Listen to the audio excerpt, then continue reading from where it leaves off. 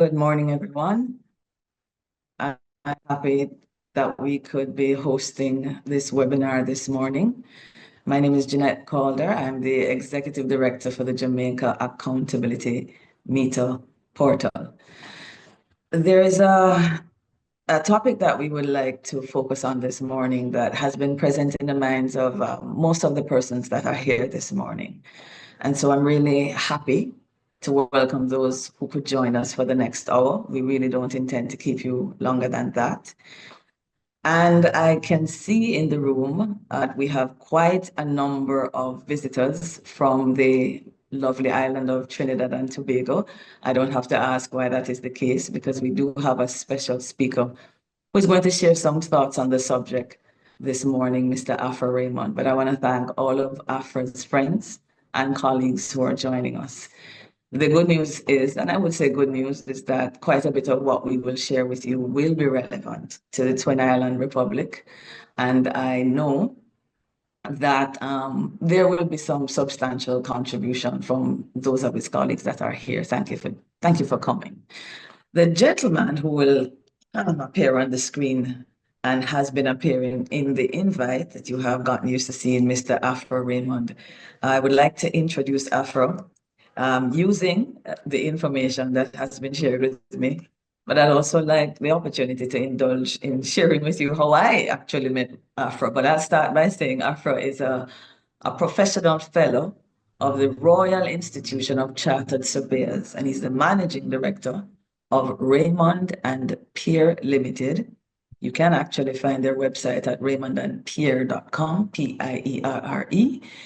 Afra, for those of us who do know him and don't know him, he contributes significantly, is my take on it, to the press and the broadcast media in Trinidad and Tobago and the wider Caribbean, as you can see happening here this morning. He has special interests that goes beyond accountability and corruption. Professionally, he's heavily involved in the real estate, property development, land use planning, property taxation, property financing as his expertise and specialization. Most of the persons in Trinidad and Tobago, if you raise Afra's name, would probably first have heard of him and associated him with the infamous 2009 CL Financial Group bailout in Trinidad and Tobago. Afra has a blog that I not only depend on and subscribe to and learn a lot from, simply because the issues in Trinidad and Tobago are similar here in Jamaica. And I would like to encourage those of you who are here to check out Afra's blog at Afra, A-F-R-A, Raymond.net. Afra is the past president of the Institute of Surveyors of Trinidad and Tobago from 2009 to 2010.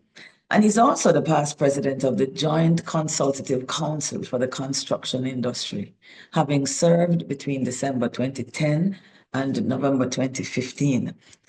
Now, it shouldn't surprise anybody that has his expertise and his hands and his time so heavily involved in the contracting world, in the world where it's heavy with procurement, I'm sorry, that Afra would develop not only an interest, but a very deep and personal conviction that something has to be done to improve accountability in his island and to reduce corruption. And that is really how I discovered Afra. I was still a student studying in a very cold climate. Early one morning, I needed a bit of inspiration and I Googled corruption and I was looking for things happening in the Caribbean.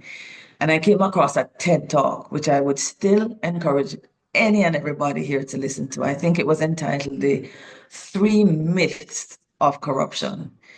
Afra Raymond was the speaker.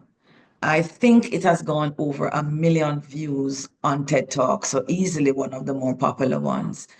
It was a very riveting presentation, listening to a Caribbean man, unpacking himself and delivering in the way that Afra did. It left a lot of revenue on me. And I say it without, just trying to say something good about Afra. I am certain that that TED Talk did shift my trajectory quite a bit, which is why when I came back home to Jamaica, instead of going back into the public sector, I actually ended up here in advocacy. So it's an amazing privilege and an honor. I would never have dreamt 12 years ago when that TED Talk was released and I watched it that one day I would be introducing Afra to other fighters of corruption here in Jamaica. But the pleasure is really mine, Afra. Thank you for taking the time and to do so without any remuneration. I know what it takes to do the research and to come and speak on things of this nature. So I really want to thank you for the fight that you have been. And I want to let you know that you are looking at someone you have left a lot of residue on. So I want to encourage you, Afra, because though I have had an opportunity this morning to say this, there are many people, that million that have listened to just that talk that you have actually encouraged. So I'm going to hand over to you and to thank you for the perspectives that you're going to share on the topic this morning. Welcome. Yeah. Thank you, Jeanette. Can you all hear me okay? Yes, I can. Great. Okay. Thank you. Good morning, colleagues, comrades from Jamaica and to the Caribbean. This is a really important question, the question of fighting corruption through Parliament. And I have a few points I'd like to make. The first point I'd like to say is that this whole thing we're talking about, the lady from the United Nations, the EU, the lady who spoke, Lawrence Vanna, she spoke about the whole question of corruption undermining democracy. And I think we need to go a little wider than that, because the actual birth of our modern nationhood in the Caribbean comes out of colonialism and the fight against colonialism and the fight for independence. And at this point, it's now 50, 60 years ago we got independence. We now have to ask ourselves some hard questions, some searching questions. What was the value? What was the meaning? As I always say, there's a thing and then there's the meaning of the thing. What is the value and the purpose of that fight for independence if this is what we're doing to ourselves? The colonial period was one in which the best people, the best minerals, the best crops, they used to steal the ideas too, the best ideas were stolen and given to some bandits in other countries. And that was wrong, wrong, wrong. And that is what forced us into the anti-colonial struggle. And here we are. And we know our history, we know what slavery and indentureship and all of that stuff. We now want to know that we are having an impact on shaping a new future for the Caribbean and a new set of possibilities for our families and our heirs, our children and our grandchildren. That's the work we want to be doing. Okay? We need to give purpose to this thing. So my whole beginning is really to place this discussion, this important discussion, in the context of colonialism and imperialism and independence and so on. And I also want to say that the JAMP probe, because the JAMP poll, the one, Jeanette, the one that you managed, the poll of the Jamaican public perception of the role of Parliament, is really important. I've had some good insight reading it recently. And for example, I could see that 90% of the people polled believe that the MPs have a role or ought to have a role in fighting against corruption. So that was a very refreshing piece of information coming out of your poll. And the second thing that was really interesting, if I can remember correctly, is that 70% of the people polled believed that the way MPs could fight corruption would be to focus on how accountability for the expenditure of public money, which was the second finding in the poll. Very important to have those findings in that sort of order. And that leads us to the point where I'm going to ask you to put up on the screen my screenshot. If you could put it up, I have a screen share I want to share with the audience, please.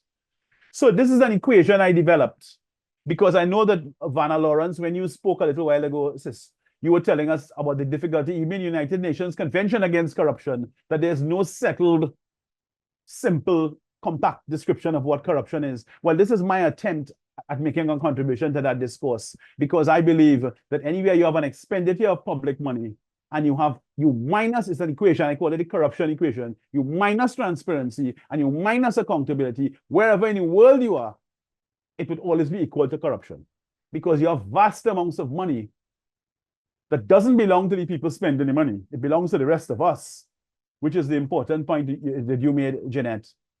And that money is being spent without accountability and transparency. That's really important to understand. That equation is something that is baked into my work. So I'm sharing it with the colleagues here today so we can have a little attempt to refine a description of what corruption is. Now,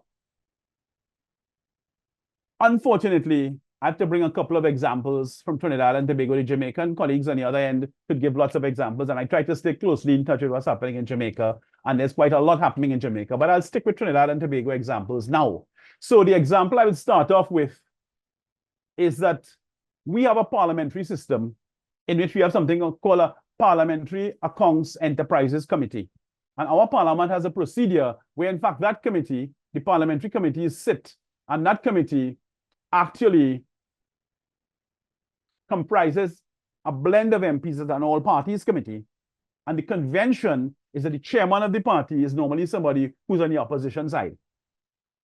And that party would interrogate the state enterprises and the state entities as to their accountability and their governance and their performance and so on, which is directly the topic of today's discourse. We'll be examining fighting corruption through Parliament.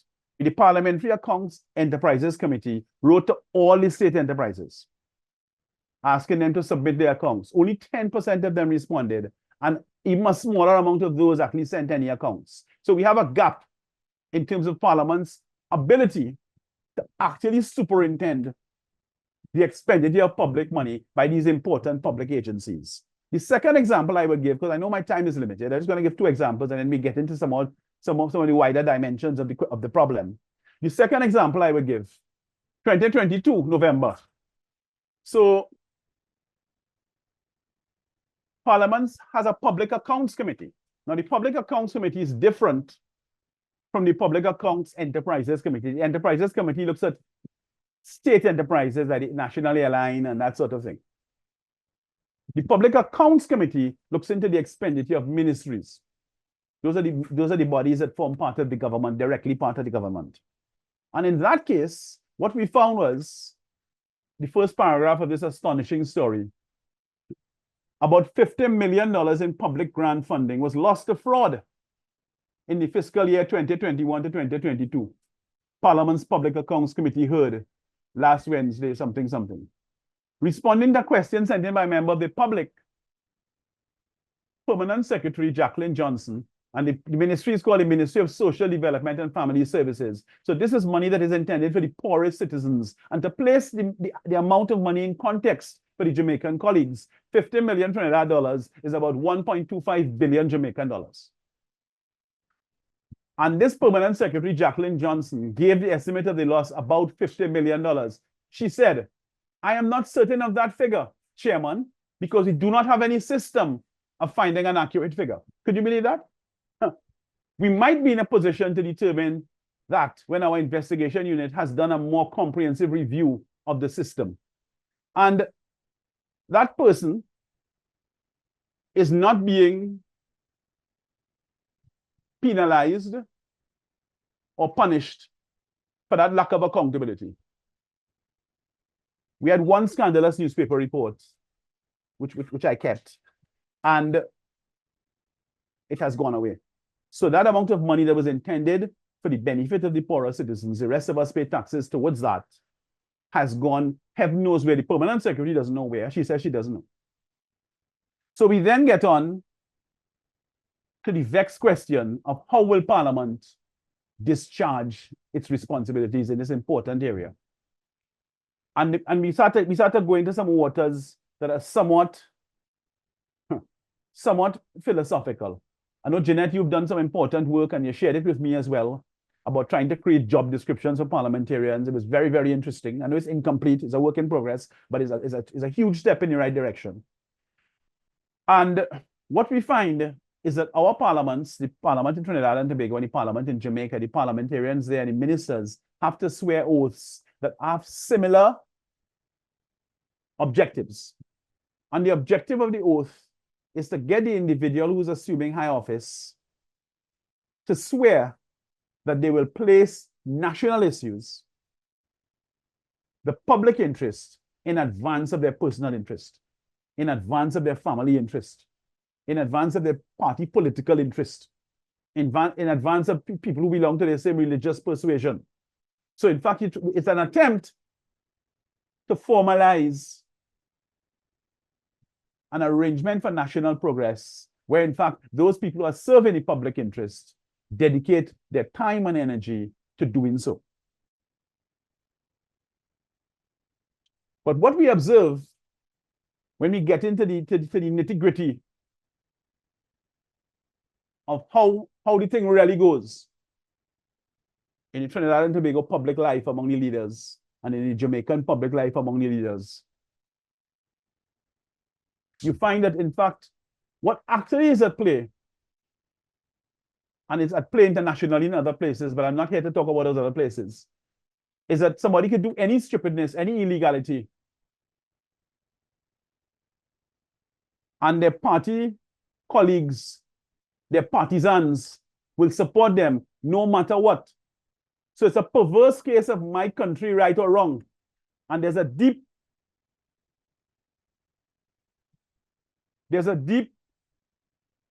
moral and ethical issue at work here. Because in our region, the Caribbean region, Jamaica, and Trinidad and Tobago, there's a tremendous amount of faith. People are faithful in respect of, we use the phrase God-fearing. People are faithful. They believe in a higher being. They believe in a higher order. They believe in a spiritual destiny for mankind and these sorts of things. 95% of the population are believers. There's only a very few tiny amount of us who are not. A minority, eccentrics. So what is this? That we can have a population that is largely comprised of people who really, really believe in some higher order, in some better code of conduct. And when they get the opportunity to serve, by and large, they will fall into line with the same political nonsense that got us into the war for independence, where people were prepared to do anything to advance their interest. Those people, those bad people in the bad old days were the colonialists. And we are it now, okay? Okay. To go back to Chinua Achebe, his last book, There Was a Country. He made a pregnant observation that, in fact, what we have to face, he was speaking about Nigeria, what we have to face in Nigeria is that we have to gird up ourselves to fight once again, but that the enemy was our own brothers and sisters. I'm not going to go much further. I think I'm about 13 minutes now. I know we had a break in transmission, and you were very patient with me. I made a few points. I commend JAMP for its work on the citizens poll, what the citizens know. I commend colleagues at JAMP for your efforts on the job description for the parliamentarians. I'm honored to be asked to be part of this discussion, and I'm going to pause now and open for questions and discussion and so on. Thank you. Yeah, thank you very much for that, Afra. Definitely a kind of conversation to springboard.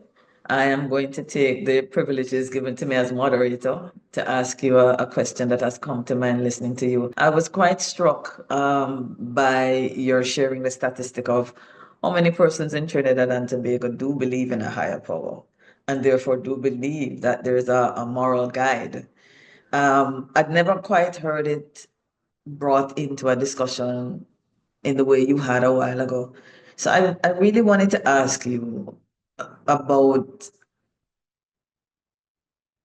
that lens through which Trinidadians view whether Christian, Hindus, the Muslims, and the extent to which you think instruments such as codes of conduct that you mentioned should be signed on to. To what extent, considering the challenge that we face with our parliamentarians, to what extent do you think that codes of conduct would act as some kind of a moral influence on the behavior of our parliamentarian as it results to the issue of the abuse of power and the extent to which they benefit and their associates do benefit?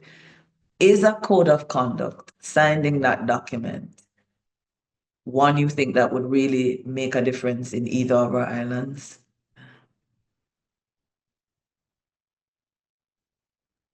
Answer is yes. I think codes of conduct are very important. They need to be properly framed, and most importantly, they need to be enforced. Because in Trinidad and Tobago, let's talk about it. In Trinidad and Tobago, we have an Integrity in Public Life Act, which is the originating legislation for our Integrity Commission. Mm-hmm. Now, the Integrity in Public Life Act, as you would imagine, because you have a similar act in Jamaica, most of the discussion around it is about corruption. Yes. and about the public officials declaring their assets, their liabilities, and their income, and their spouse and their children, that sort of thing. So if you get a kind of a snapshot of what an MP, or in the case of Jamaica, PM Holness and his wife Juliet, what are they, who's also the Speaker of the House, what are their assets and liabilities, and so on and so on. And most of the discussion and the prosecutions that take place revolve around that. The whole question of declaration of assets or the non-declaration of assets, or somebody found an asset that wasn't declared. Mm-hmm. But in fact, in Trinidad and Tobago, the Integrity in Public Life Act has two limbs.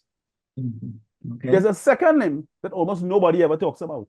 What is that? And the second limb is a code of conduct, which in fact very beautifully intersects with the concerns I've been framing with relation to accountability and governance and public bodies and so on.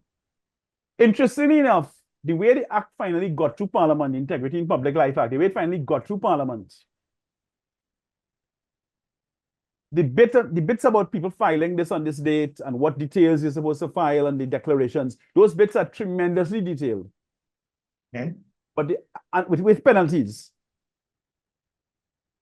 But the bit about the code of conduct, yes, is almost silent on penalties. So I believe if the Integrity in Public Life Act in Trinidad and Tobago, to answer your question, yes, I believe codes of conduct have an impact, and they could have an impact that is you get a lot of bang for your buck. If we're going to do codes of conduct, let's do them, but let us embed them in legislation where in fact there are serious penalties. The other point I want to make, wrapping up this quickly, Jeanette, before we go to other questions, is that in fact, the Integrity Commission in Trinidad and Tobago, my observation, and I mean, if anybody is here from there, they could answer back if they want. My observation is that their powers of prosecution have been very sparingly and very politically applied.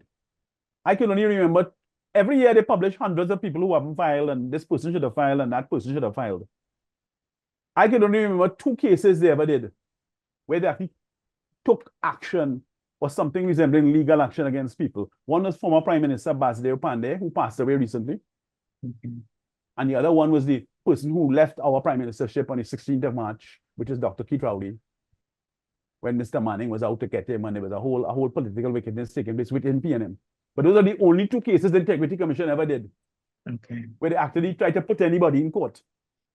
Over these 25 years, with corruption having expanded beyond anybody's imagination, those are the only 2 cases that I am aware of. So there needs to be an effort to, there needs to be an effort to use your prosecutorial powers, and there needs to be an effort to put some penalties into the code of conduct. That's it. Understood. I like that. The matter that there would have to be sanctions attached to that code of conduct while embedding it in the legislature. We have had challenges here in Jamaica. I think, if I recall, members of the opposition signing. I don't believe members of the government signed, but there has been real effort on the part of our Integrity Commission to have our parliamentarians sign. I think there has to really be a lot more citizens' pressure and demand placed on those who haven't. But I'm very happy to hear about where you think it should be and what should be attached to it for it to be meaningful. Are there any questions in the room for Afra? I can't tell if there were any in the chat. Let me just take a quick look. No. Are there any raised hands that I can't see, but Tech can see? And if not,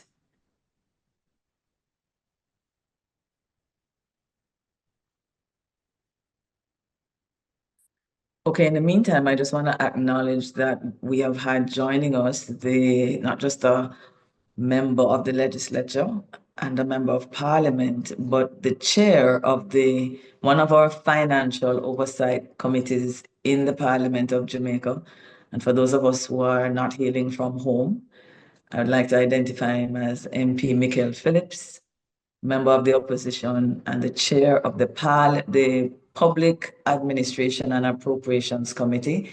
This is the committee that actually works, I would say, almost in tandem with the Public Accounts Committee that you would have in Trinidad. But what we did here in Jamaica is to create this committee that would be monitoring as these programs and projects are being done. As the Prime Minister has said, the macro critical projects and programs that if they go wrong, they will have a severe impact on the economy. This committee has the responsibility for calling in the technocrats to ensure that money is being spent in accordance with the budget, and the laws are being honored, the internal controls are in place to be able to deliver on the outcome of the government's policy directive. So I really want to thank MP Michael Phillips for joining us. And I see a raised hand from Rachel. Rachel, you can just open your mic and ask Afra. Hi, morning everyone from Trinidad.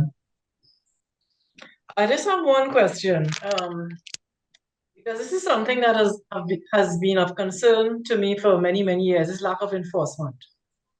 Is there some way we can actually get enforcement? Because the definition that you propose, where you minus accountability, you minus transparency, and that is corruption. I agree with that. But those of us who want to do enforcement, we are always labeled as troublemakers. Okay? How can we actually get enforcement of certain things in this country? That is my main question at this point.